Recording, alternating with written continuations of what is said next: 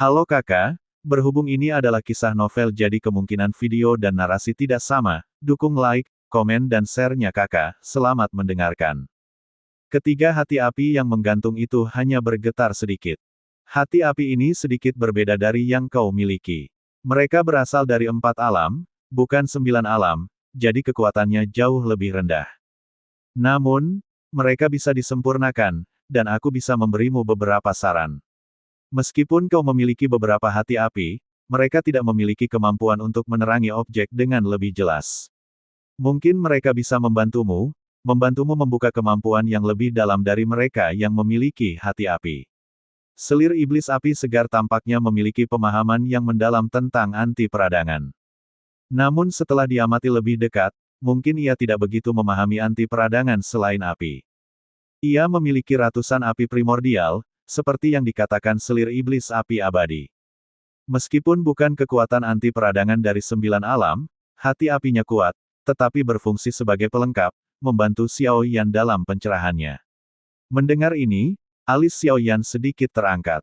Kedengarannya cukup menjanjikan. Jangan khawatir, aku hanya mengajukan permintaan kecil.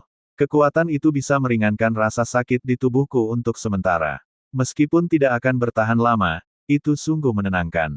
Melihat Xiao Yan masih tampak ragu dan waspada, selir iblis segar berbicara lagi, menjelaskan tujuannya.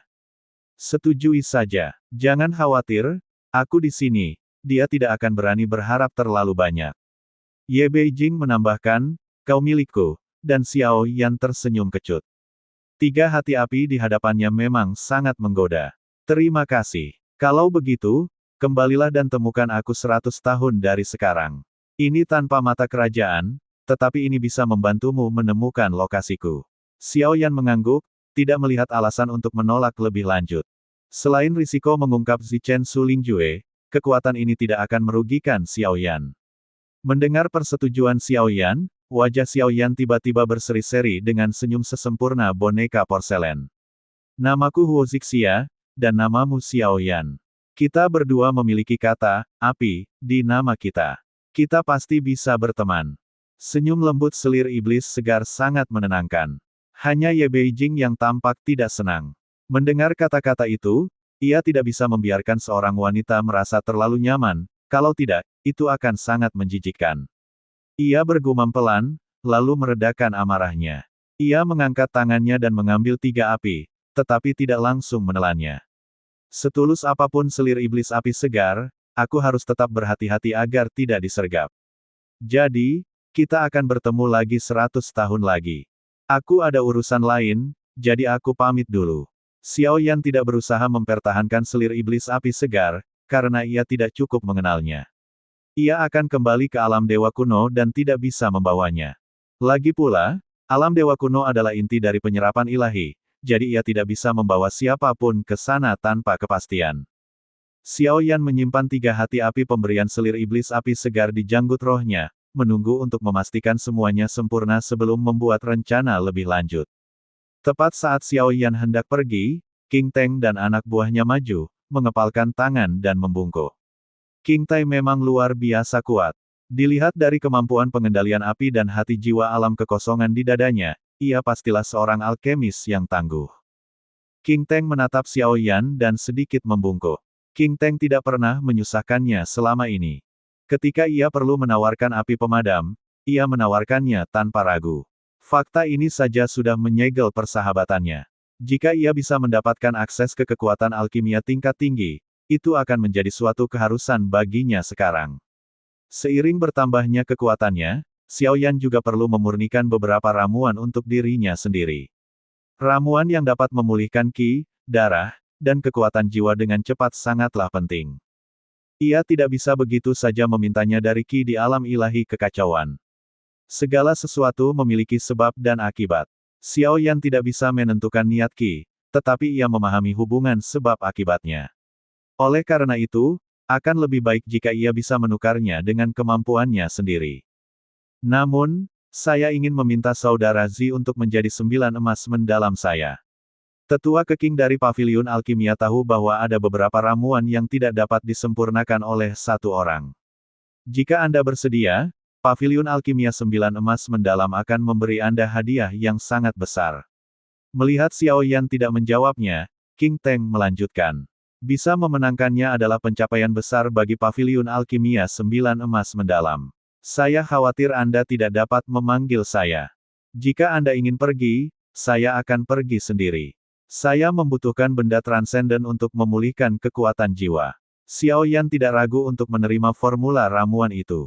Ia bertanya, saudaraku, formula transenden yang memulihkan kekuatan jiwa. Formula seperti itu dianggap sah di Paviliun Pil Emas 9 Mendalam kami. King Teng, mungkin, tersenyum pahit. Dia tidak langsung menolak, tetapi bukan berarti dia tidak bisa menawarkannya.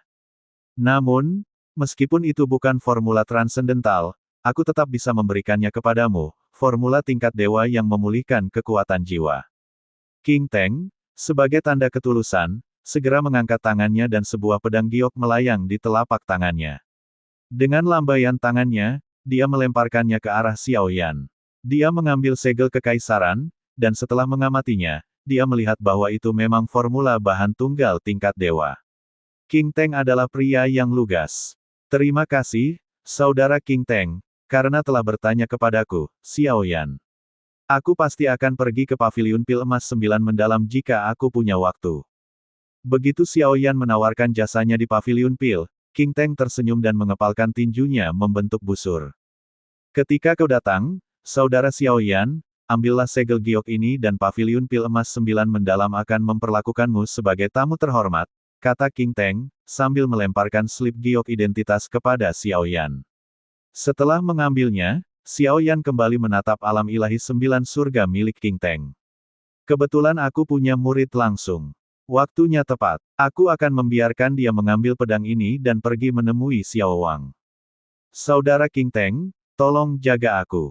Akan lebih baik jika aku bisa menjadi murid Paviliun Pil Emas 9 Mendalam. Jiu Yan berpikir sejenak dan berkata. Senyum Xiao Teng melebar setelah mendengar ini. Murid langsung saudara pasti lebih berbakat lagi. Tentu saja, itu akan lebih baik. Namun, kedua belah pihak mengepalkan tangan dan membungkuk. Hal ini dilarang keras. King Teng juga orang yang bijaksana. Ia tidak berlama-lama lagi dan menghilang ke area misterius bersama anak buahnya. Tak lama kemudian, hanya Ye Beijing dan Xiao Yan yang tersisa. Area misterius itu mengalami fluktuasi dan akan segera runtuh. Xiao Yan dan Ye Beijing juga tidak berlama-lama, dan segera meninggalkan area misterius itu. Setelah keluar dari area misterius itu, mata Xiao Yan termenung. Ia sedang memikirkan sesuatu. Mereka telah keluar dari area misterius kedua, tetapi Ye Tian belum bergerak. Saudara Xiao Yan, kemana kita akan pergi selanjutnya? Tanya Ye Beijing. Aku masih punya urusan lain, seorang pengkhianat. Xiao Yan berkata, panji penekan jiwanya berkilat. Ia bisa menggunakannya untuk menentukan lokasi Ye Tian. Ye Tian belum muncul, menunjukkan bahwa ia pasti telah menemukan cara dan tidak lagi takut pada panji penekan jiwa. Ke arah ini, Xiao Yan segera berubah menjadi pelangi panjang dan dengan cepat terbang ke arah panji penekan jiwa. Dia memang iblis. Pantas saja Yang Mulia harus memberlakukan begitu banyak larangan untuk menyegelnya.